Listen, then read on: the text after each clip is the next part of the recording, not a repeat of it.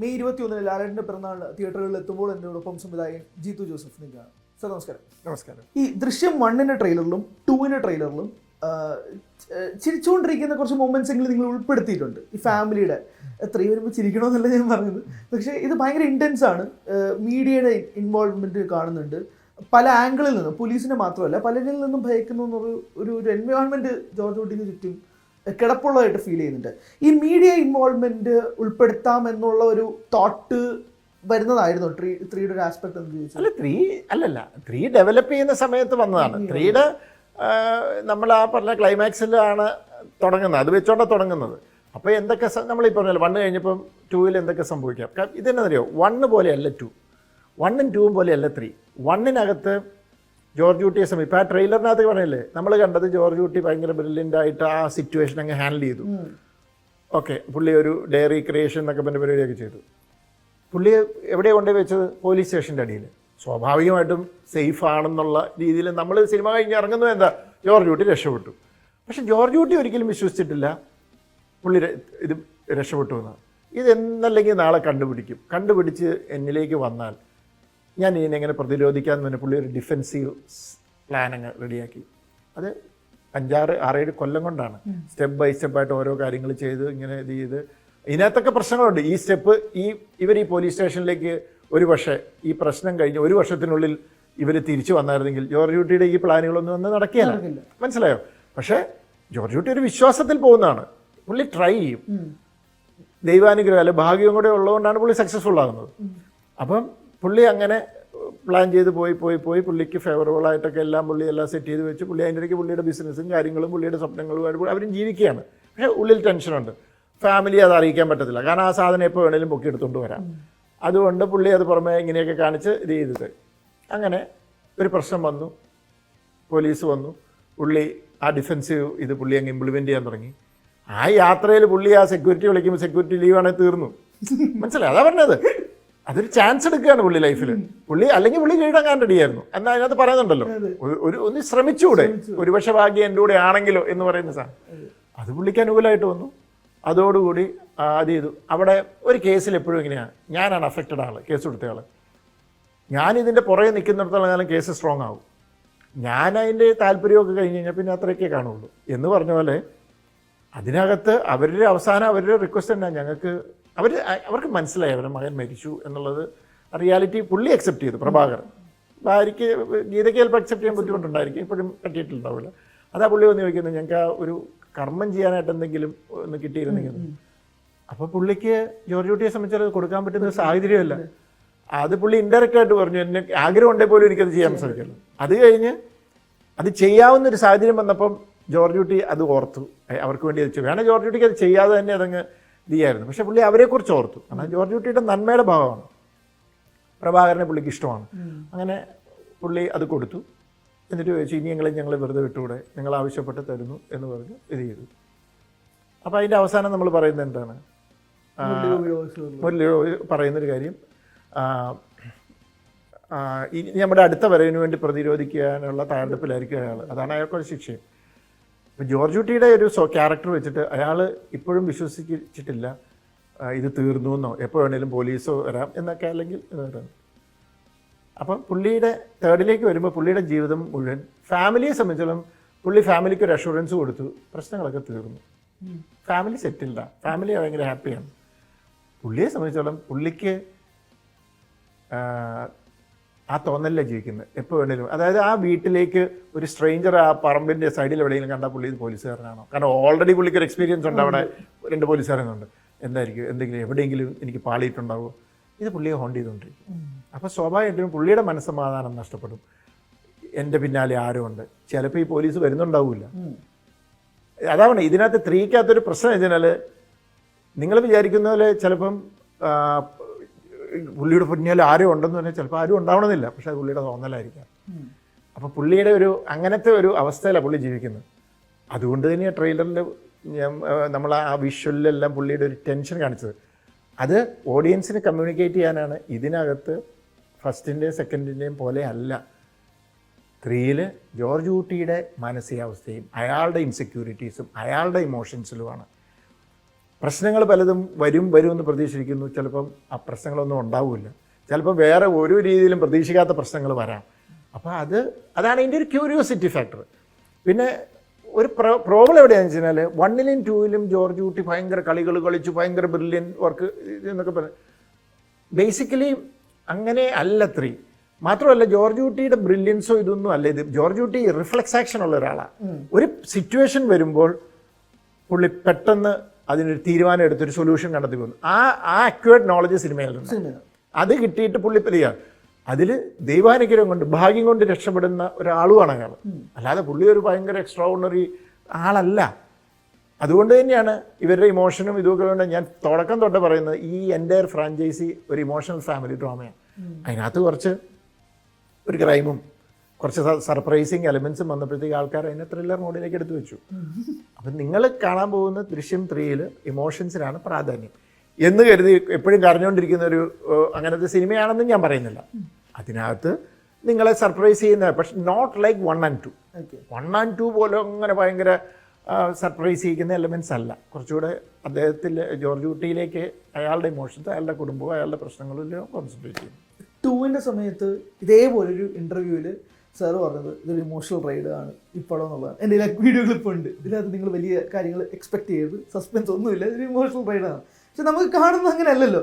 അപ്പോൾ സ്വാഭാവികമായിട്ട് നമ്മൾ ഓഡിയൻസ് ചിന്തിക്കും. അവിടെയാണ് ഞാൻ ചെയ്തൊരു മിസ്റ്റേക്ക്. അന്ന് കുറച്ച് ടെൻഷൻ അടിച്ച് ഞാനൊരു നുണ പറഞ്ഞതാണ്. കാരണം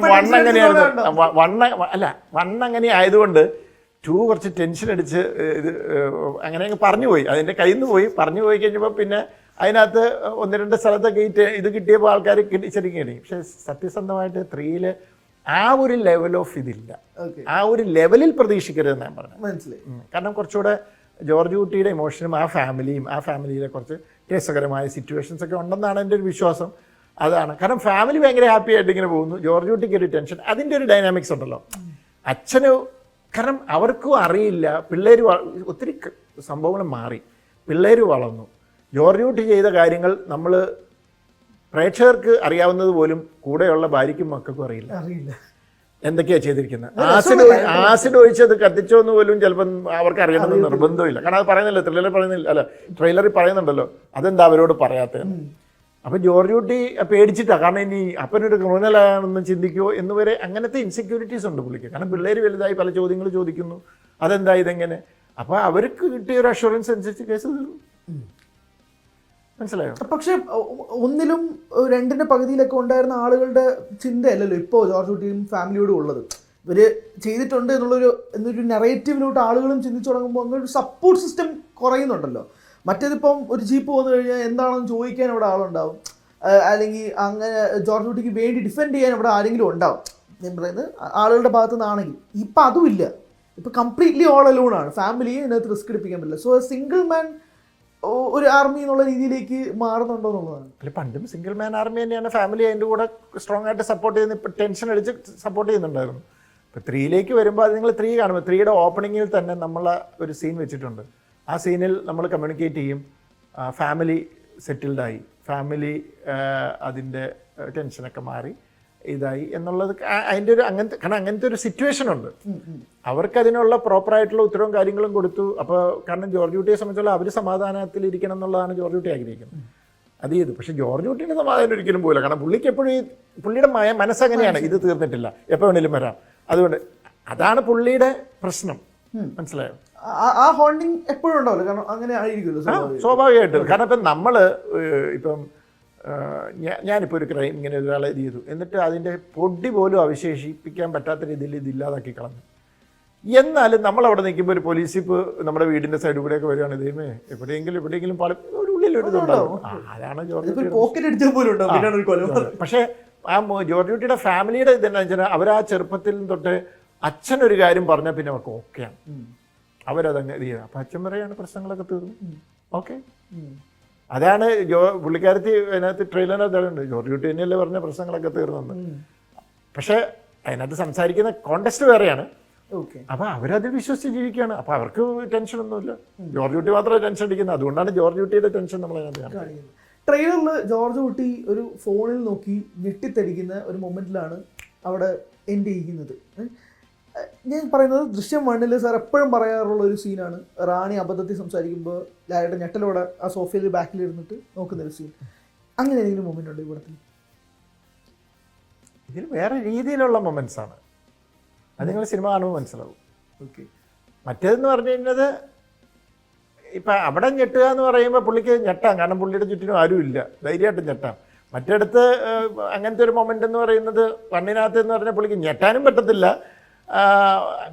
പുള്ളി അതായത് പുള്ളിക്കാരത്തി ഡയലോഗ് പറഞ്ഞപ്പോൾ പുള്ളിക്ക് അങ്ങ് പോയി, പുള്ളിക്ക് മനസ്സിലായി കയ്യിൽ നിന്ന് പോയെന്ന്. അവിടുന്ന് ആ ഡയലോഗ് പറഞ്ഞ് കൗണ്ടർ സഹദേവൻ പറയുന്ന ഒരു ഡയലോഗിൻ്റെ ഉള്ളിൽ പുള്ളി ഇതിനുള്ള സൊല്യൂഷൻ കണ്ടുപിടിച്ചു. അതാണ് ഞാൻ പറഞ്ഞത്, ഭയങ്കര റിഫ്ലെക്സ് ആക്ഷൻ ഉള്ള ആളാണ് ജോർജ് കുട്ടി. ജോർജ് കുട്ടി ഭയങ്കര ഇൻ്റലിജൻ്റ് ആണെന്നുള്ളതല്ല, ശരിക്കും ഭയങ്കര റിഫ്ലെക്സ് ആണ്. ഒരു പ്രശ്നം വരുമ്പോൾ ഇമ്മീഡിയറ്റ് പുള്ളി അതിൻ്റെ crisis manager exactly that's the word. അങ്ങനെ ഇത് ചെയ്യും. കാരണം ആ ഒരു ഇതിനുള്ളിൽ പുള്ളി പെട്ടെന്ന് ബാക്കി കാര്യങ്ങൾ നോക്കിയപ്പോൾ സ്കൂളിൽ നിന്ന് വിളിച്ച വിവരം എന്നാണ് റാണി ഇത് പറഞ്ഞത്. അപ്പോൾ പുള്ളി അതിലേക്ക് കണക്ട് ചെയ്തു. അപ്പോൾ പുള്ളി അതിനൊരു ലീഡ് ഇട്ട് കൊടുത്ത് പുള്ളി ആദ്യം ഇങ്ങനെ ചിരിച്ചുകൊണ്ടിരുന്നു. പുള്ളി ചാടിക്കയറി അതങ്ങനെ പിള്ളേർ എന്നെ പറഞ്ഞൊന്നുമില്ല, പുള്ളി വളരെ കൂളായിട്ട് ചിരിച്ചുകൊണ്ടിരുന്നു. അപ്പം കണ്ടില്ലേ, ഇപ്പം മനസ്സിലായി. കൊണ്ട് സഹദേവൻ എക്സൈറ്റഡ് ആയപ്പം ഈ ജോർജിയുടെ ചിരിയൽ സഹദേവൻ തീർന്നു. സഹദേവൻ അങ്ങ് കയ്യിൽ നിന്ന് പോയെന്ന് പോലെ ആയിപ്പോയി. ജോർജിയുടെ ഇത്ര അങ്ങനെ എടുക്കേണ്ടെന്ന് പറഞ്ഞപ്പോൾ പുള്ളി വളരെ കൂളായിട്ട് പറഞ്ഞു, അല്ല ഇത് പിള്ള അവിടെ നിന്ന് വിളിച്ചു പറഞ്ഞു. അതുകൊണ്ട് അതൊരു ഭയങ്കര അപ്പുറം ഇരിക്കുന്ന SIയുടെ ക്യാരക്ടറിനൊക്കെ ദാറ്റ് ഈസ് ജെന്യുവിൻ എന്നുള്ള ഫീൽ ഉണ്ട്. അതേസമയം ജോർജ് കുട്ടി ഇവിടെ പാനിക്കായിട്ട് പറഞ്ഞപ്പോൾ അതെന്നാന്നറിയാമോ ഇങ്ങനെ എന്ന് പറയുമ്പോൾ അവർക്ക് വീണ്ടും ഡൗട്ട് അടിക്കുകയുള്ളൂ. അതാണ് പറഞ്ഞത് ജോർജ് കുട്ടിയുടെ ആ റിഫ്ലെക്സ്, ജോർജ് കുട്ടി അതിനെ ഹാൻഡിൽ ചെയ്യുന്ന രീതി വളരെ ഇതായിട്ട് സംയമനത്തോടെ അത് കൈകാര്യം ചെയ്തു എന്നുള്ളത്. നമ്മളൊരു ക്യാരക്ടർ ആർക്ക് ഡിഫൈൻ ചെയ്യല്ലോ. സോ സാറിന് തന്നെ കഥാപാത്രമാണ് ജോർജ് കുട്ടി. ഈ ക്യാരക്ടർ ആർക്ക് എങ്ങനെയാണ് ജോർജ് കുട്ടിക്ക് പ്ലേസ് ചെയ്തത്? ലൈക്ക് ഞാൻ ചോദിക്കുന്നത്, നമ്മൾ ഓരോ സീൻ മൊമെന്റ്സിൽ ആ ആർക്ക് ഡെവലപ്പ് ചെയ്ത് വരുന്നതാണോ, ഓർ ജോർജ് കുട്ടി ഇങ്ങനെയാണ് എന്ന് പറഞ്ഞ് ആർക്ക് എന്ന് പറഞ്ഞ് നമ്മൾ ആദ്യം എഴുതി അയാളുടെ ക്യാരക്ടറിസ്റ്റിക്സ് ഇങ്ങനെയാണെന്ന് പറഞ്ഞാണോ സ്റ്റാർട്ട് ചെയ്യാറ്? ജോർജ് ഭയങ്കര മിസ്റ്റീരിയസ് ആണ്. നമ്മൾ എല്ലാം നമുക്കറിയാം. അപ്പോൾ സാർ പറഞ്ഞ പോലെ കുടുംബത്തിന് പലതും അറിയില്ലായിരിക്കും, പക്ഷെ നമുക്കറിയാം ഈ നമുക്കും ജോർജ് കുട്ടി മിസ്റ്റീരിയസ് ആണ്. അതുകൊണ്ടാണ് ഞാൻ 1-2 ഇൻ്റർവ്യൂ പറഞ്ഞത് ജോർജ് കുട്ടി എന്ന് പറയുന്ന ക്യാരക്ടർ കഥാകൃത്തിൻ്റെ കൺട്രോളിൽ നിന്ന് പുറത്തേക്ക് പോയ ഒരാളാണ്. ഇപ്പം നമ്മുടെ കയ്യിലില്ല. ഇല്ല, കാരണം എന്താണെന്ന് വെച്ചാൽ ഫസ്റ്റിൽ ഞാൻ ഡിസൈൻ ചെയ്ത ജോർജ് കുട്ടിയിൽ നിന്ന് ജോർജ് കുട്ടി വേറെ ഒരു ജോർജ് കുട്ടിയായി ട്രാവൽ ചെയ്ത് പോയിക്കൊണ്ടിരിക്കുകയാണ്. അപ്പോൾ ശരിക്കും കഥാകൃത്തിൻ്റെ എന്ന് പറഞ്ഞാൽ എൻ്റെ ഫസ്റ്റിൽ ഞാൻ ഉണ്ടായിരുന്ന ജോർജ് കുട്ടി അല്ല ഇപ്പം ജോർജ് കുട്ടി. ജോർജ് കുട്ടി മാറിക്കൊണ്ടിരിക്കുകയാണ് സാഹചര്യങ്ങളുകൊണ്ട്. അതായത് കഥാകൃത്തിന് അല്ല കഥയേക്കാൾ വളർന്ന് ജോർജ് കുട്ടി വേറെ കഥാപാത്രം വളർന്നു പോവുകയാണ്, കയ്യിൽ നിന്ന് പോവുകയാണ് എന്ന് പറയുന്നത്. ലാൽ സാറ് പറഞ്ഞ ഒരു കാര്യമുണ്ട്, എന്നോട് ഫസ്റ്റ് കഴിഞ്ഞപ്പോഴാണ്ട് എപ്പോഴാണെന്ന് ചോദിച്ചില്ല, ഇത് ശരിക്കും ജോർജ് കുട്ടി ഇങ്ങനെയാണെന്ന് ചോദിച്ചപ്പോൾ ഞാൻ മനസ്സിലായി എനിക്കും അറിയില്ല. എന്നോട് ചോദിച്ചു സെറ്റ് ചോദിച്ചു, എനിക്കും അതിന് ഉത്തരവില്ലാന്ന്. അപ്പം അതാ ലാൽ സാർ പറഞ്ഞത്, എനിക്ക് ജോർജ് കുട്ടി ഇപ്പോഴും മനസ്സിലായിട്ടില്ല എന്ന് പറഞ്ഞ മിസ്റ്റീരിയസ് ആണ് ആ ക്യാരക്ടർ. മിസ്റ്റീരിയസ് ആണ് ആ ക്യാരക്ടർ. എങ്ങോട്ട് വേണേലും പോകാം, ഏതൊക്കെ സാഹചര്യങ്ങളിലൂടെ ട്രാവൽ ചെയ്യും. ഇപ്പം പുള്ളി നിങ്ങൾ പറഞ്ഞ ചിരിച്ചുകൊണ്ടിരുന്ന ആളുടെ മുഖം മാറിയപ്പം പല കാര്യങ്ങളുണ്ട്. പ്രായം മാറുന്നു. ഇപ്പം എനിക്ക് 20-ാമത്തെ വയസ്സിലുള്ള ആവേശവും തൻ്റെടവും ആ ഒരു സ്ട്രെങ്തും 40-ാമത്തെ വയസ്സിലുണ്ടാവണമെന്നില്ല. പ്രായം അനുസരിച്ച് അത് മാറും. അതുപോലത്തെ ഗ്രാജ്വലി ആ ക്യാരക്ടറിൽ അത് റിഫ്ലക്റ്റ് ചെയ്യുന്നുണ്ട്. അപ്പം അതുമൊക്കെ ഒരു ഫാക്ടറാണ് ജോർജ് കുട്ടിയിലെ മാറ്റങ്ങൾക്ക്. അതാണ് ഞാൻ പറഞ്ഞത്. ഞാൻ പറഞ്ഞില്ല ആ സിനിമയെ നമ്മൾ ഓർഗാനിക്കലി, അതുകൊണ്ടാണ് ഫസ്റ്റ് കഴിഞ്ഞിട്ട് സെക്കൻഡ് ഉണ്ടാകാൻ 7 വർഷം എടുത്തപ്പോൾ നമ്മൾ 7 വർഷവും നമ്മൾ ആ സിനിമയിൽ ആ 7 വർഷത്തിൻ്റെ ഗ്യാപ്പിലാണ് പറഞ്ഞത്. ഇപ്പോൾ ഈ ഒരു 4-5 വർഷത്തെ ഇപ്പോൾ ഒരു 4-5 വർഷത്തെ ഗ്യാപ്പിലാണ് ഇത് നമ്മൾ പറയുന്നത്. അതനുസരിച്ച് മക്കളിലും മക്കളുടെ പെരുമാറ്റത്തിലും പിന്നെ ഈവൻ ജോർജ് കുട്ടിയിലും റാണിയിലും ഒക്കെ മാറ്റങ്ങളുണ്ട്. അതെല്ലാം ഇതിനകത്ത് ഓർഗാനിക് ആയിട്ടുള്ള ചേഞ്ചാണ്. അതാണ് ഈ ഫ്രാഞ്ചൈസിയുടെ ഒരു പ്രത്യേകത. നമ്മൾ സാധാരണ ചില ക്യാരക്ടറൈസേഷൻ എടുത്തിട്ട് നമ്മൾ ഫസ്റ്റ് സെക്കൻഡ് പാർട്ടും ഇതൊക്കെ ഉണ്ടാക്കാറുണ്ട്. ഇത് ഓർഗാനിക്കലി ആ വളർച്ചയിലൂടെ പോയിക്കൊണ്ടിരിക്കുന്നതാണ്. അപ്പം കഥാകൃത്ത് എങ്ങനെയാണോ ആദ്യം ജോർജ് കുട്ടിക്ക് ഡിസൈൻ ചെയ്തത്, അതിൽ നിന്ന് ജോർജ് കുട്ടി മാറി വളർന്ന് വേറെ വളർന്നെന്ന് പറയാമല്ലോ, വേറെ തലത്തിലേക്കൂടെ പോയിക്കൊണ്ടിരിക്കുക. വേറെ ഷെയ്ഡ്സോ അല്ല വേറെ തലത്തിലൂടെ പോയിക്കൊണ്ടിരിക്കുകയാണ്. ആസ് എ റൈറ്റർ അത് കിട്ടുന്നത് ഹൈ ആണ്. സോ ഡയറക്ടറിനും അത് 2 ആസ്പെക്റ്റിലൊന്ന് പറഞ്ഞുതരും. ഒരു ഡയറക്ടറിൻ്റെ ആസ്പെക്റ്റിലും ഒരു റൈറ്ററിൻ്റെ ആസ്പെക്റ്റിലും എൻ്റെ ക്യാരക്ടർ എന്നെക്കാൾ മേലെ വളർന്നു അല്ലെങ്കിൽ എൻ്റെ കയ്യിനേക്കാൾ കൂടുതൽ പോയി എന്ന് പറയുന്നത് പ്രൈഡാണോ അതോ നമ്മൾ ഈ പറഞ്ഞ പോലെ ഒരു ഇത് ഞാൻ പറയുമ്പോണ്ടല്ലോ ഓരോ ഇൻ്റർവ്യൂവിലും കഥാകൃത്തിനേക്കാൾ കൺട്രോളിൽ നിന്ന് ക്യാരക്ടർ പോയി എന്ന് പറയുമ്പോൾ എനിക്കൊരു അഡ്രിനാലിൻ റഷ് ഉണ്ട്. അത് റൈറ്ററിൻ്റെ, ഡയറക്ടറെ അല്ല. അത് കാരണം ദൃശ്യം 1 എഴുതുമ്പോൾ ഞാൻ ആ ക്യാരക്ടറിനെ ചെയ്യുമ്പോൾ ഞാൻ എൻ്റെ മനസ്സിലൊരു ജോർജ് കുട്ടി ഉണ്ട്. 2 വന്നപ്പോൾ ആ ജോർജ് കുട്ടിയുടെ സ്വഭാവവും രീതികളെല്ലാം മാറി. 3 വന്നപ്പോൾ വീണ്ടും മാറുകയാണ്. അതുമാണ് ഞാൻ പറഞ്ഞത്, എൻ്റെ കയ്യിൽ നിന്ന് പോവാ, ഞാൻ എഴുതുന്നെങ്കിൽ എൻ്റെ കയ്യിൽ നിന്ന് അത് പോകുന്നു എന്ന് പറഞ്ഞ ക്യാരക്ടേഴ്സ്. അത് പറയുമ്പോൾ എനിക്കൊരു അഡ്രിനാലിൻ ഉണ്ട്. അത് റൈറ്ററുടെ അഡ്രിനാലിൻ റഷ്, എനിക്ക് തോന്നുന്നില്ല അത് ഡയറക്ടറാണ്. ഡയറക്ടർക്ക് അത് കിട്ടുമെന്ന് പോലെ, കാരണം റൈറ്ററല്ലേ ഇത് ആദ്യം ക്രിയേറ്റ് ചെയ്തത്. അയാളുടെ മനസ്സിലാണ് ആ ക്യാരക്ടറിൻ്റെ സ്വഭാവങ്ങളും ഇതും എല്ലാം ഉള്ളത്. അതുകൊണ്ട് രണ്ടും ഞാനായതുകൊണ്ട് എനിക്ക് കൂടുതൽ എഫക്റ്റ് ഉണ്ട്. സ്വാഭാവികം. ഇപ്പൊ ഈ 4 ലീഡ് ചെയ്യുന്നുള്ള ക്വസ്റ്റ്യൻസ് വരുന്നത് കണ്ടു. എനിക്ക് അതിന് ഉത്തരം വേണ്ട, അത് ഞാൻ പ്രേക്ഷകർ എന്ന രീതിയിൽ തിയേറ്ററിൽ തന്നെ ഉത്തരം തരാം. 4 ഉണ്ടെന്നൊന്നും ഞാൻ ഒരിടത്തും പറഞ്ഞിട്ടില്ല. സിദ്ദിഖേട്ടനും സാറൊക്കെ ഞാനെന്താ പറഞ്ഞു, എനിക്ക് അറിയില്ല. പറഞ്ഞോട്ടെ, പൂജാ സമയത്ത് ഞങ്ങള് റിപ്പോർട്ട് ചെയ്യാൻ വേണ്ടി വന്നപ്പോൾ ആന്റണി പെരുമ്പാവൂർ ഞങ്ങളുടെ അടുത്ത് പറഞ്ഞു ദൃശ്യം 4 ഉണ്ട്. ഈ പറഞ്ഞ അതെന്താ എന്നെ കൊണ്ട് എഴുതിക്കാനുള്ള കാര്യമാണ്. 1 കഴിഞ്ഞപ്പം 2 ഉണ്ടെന്ന് എഴുതിയിരുന്നതല്ല. അന്നേരം ഈ വയാക്കോമിലൊക്കെ ചിലർ 2 കഥ എന്നൊക്കെ പറഞ്ഞാൽ ഹിന്ദി വേർഷൻ അയച്ചു കൊടുത്തു. ഇപ്പോൾ അവിടെ നിന്നൊക്കെ പറഞ്ഞപ്പോൾ അന്ന് വല്ലവരും കയറി ചെയ്യുന്നതിനൊക്കെ അത് നമ്മൾ തന്നെ അന്നെ ആലോചിച്ച് നോക്കുമെന്ന് പറഞ്ഞു. അപ്പോൾ ഞാൻ ആലോചിച്ച് നോക്കാമെന്ന് പറഞ്ഞു. അത് 6-7 വർഷം എടുത്തു.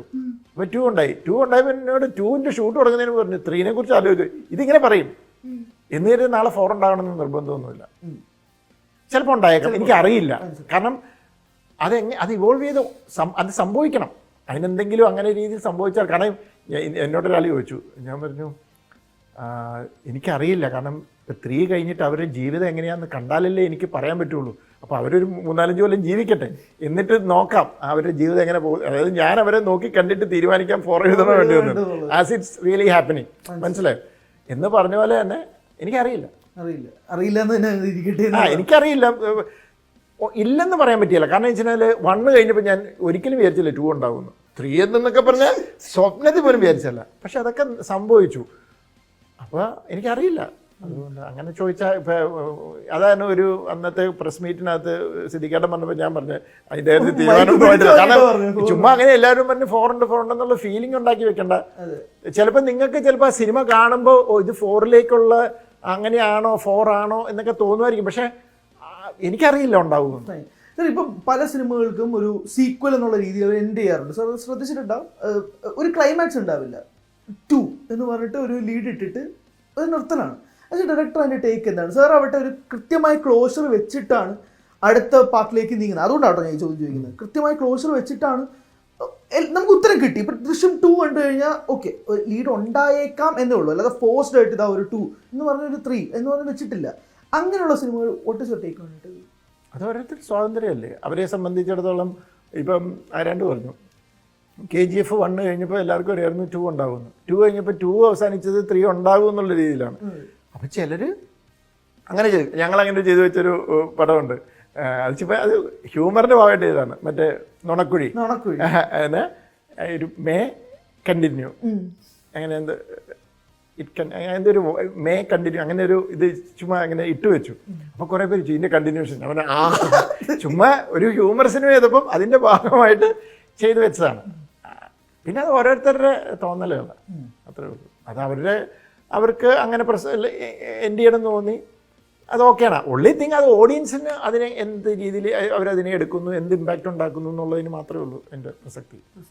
ദൃശ്യം 3 കുറിച്ച് എനിക്കും അധികം ഞാൻ പലപ്പോഴും അത് സ്കിപ്പ് ചെയ്യാറാണ് പതിവ്. കാരണം ഒന്നും കേൾക്കാണ്ട് എനിക്ക് തിയേറ്ററിൽ പോകണമെന്ന് ആഗ്രഹമുണ്ട്, പക്ഷെ എന്നാൽ അറിയണമെന്നുണ്ട്. അങ്ങനെയുള്ളൊരു വേർജിലാണ് ഞാൻ നിൽക്കാറ്. പക്ഷേ അതിനേക്കാളുപരി എനിക്ക് ഭയങ്കരമായിട്ട് ചോദിക്കാൻ തോന്നുന്നത് റാമിനെ കുറിച്ചാണ്. റാം സാറിന് വേദനയാണെന്ന് എനിക്ക് അറിയാം, പക്ഷേ ഇടയ്ക്കൊരു അപ്ഡേറ്റ് ഉണ്ടായിരുന്നു, അതിനെപ്പറ്റി നിങ്ങൾ പ്രൊഡ്യൂസേഴ്സോട് സംസാരിച്ചു, ഇന്നൊരു തീരുമാനം ഉണ്ടാവുമെന്ന് വേറെ ചാനലിൽ ഒരു ബൈറ്റ് കൊടുത്തു. പക്ഷെ പിന്നെയും ഒരു തീരുമാനം ഉണ്ടായില്ല. ഒഫീഷ്യലി ഒരു അപ്ഡേറ്റ് ഉണ്ടാവുമെന്ന് കരുതി, അറിയില്ല.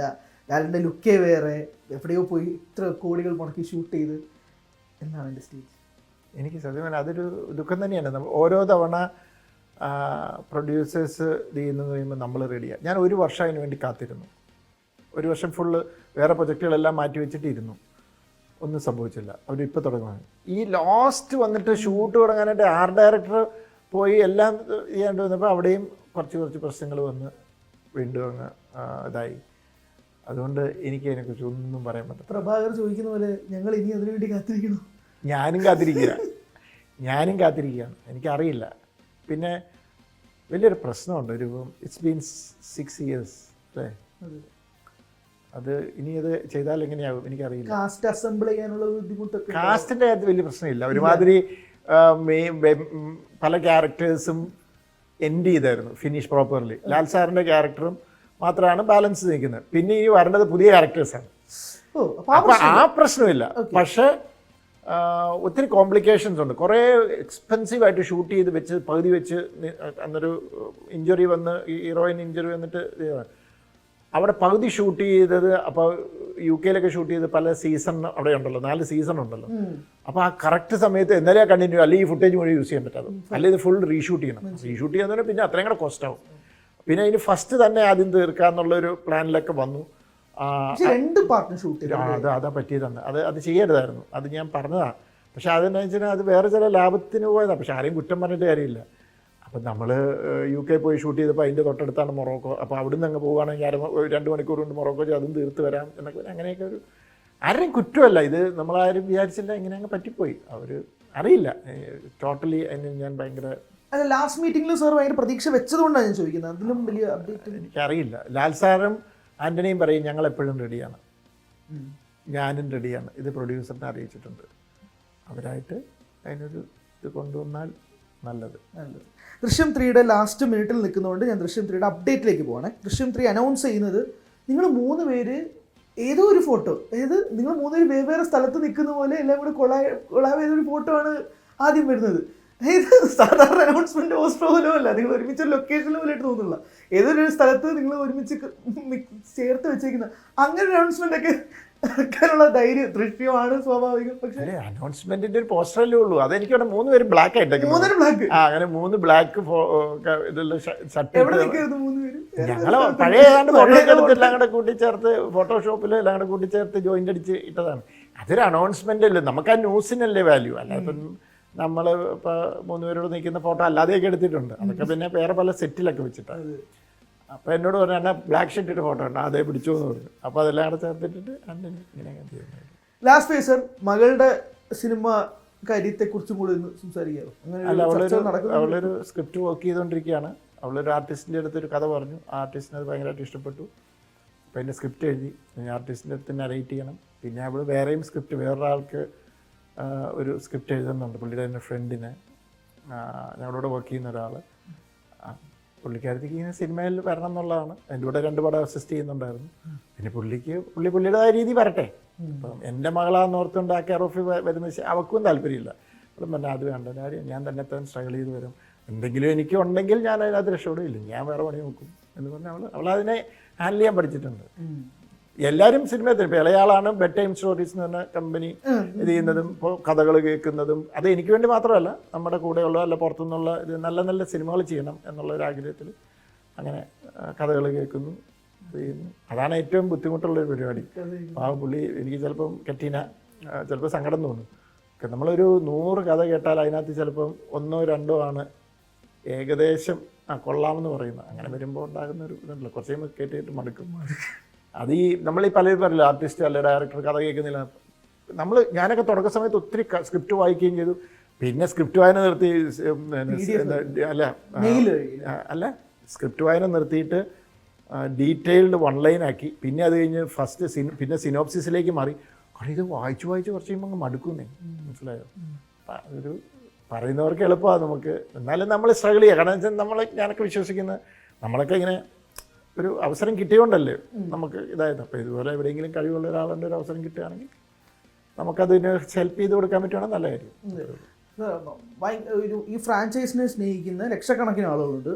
അവരെപ്പോലും ഒരാളും കൂടിയാണ് ഞാൻ. പക്ഷേ പലരും ചെയ്യാറുള്ളത് ഭയങ്കരമായ എക്സ്പെക്റ്റേഷൻസ് വെക്കുക എന്നുള്ളതാണ്. ഞാനൊരു ബ്ലാങ്ക് പേപ്പറുമായിട്ടാണ് പോകുന്നത്. എന്താണോ തരുന്നത് അത് സ്വീകരിക്കുക എന്നുള്ള മൈൻഡ് സെറ്റ് മാത്രമേ ഉള്ളൂ.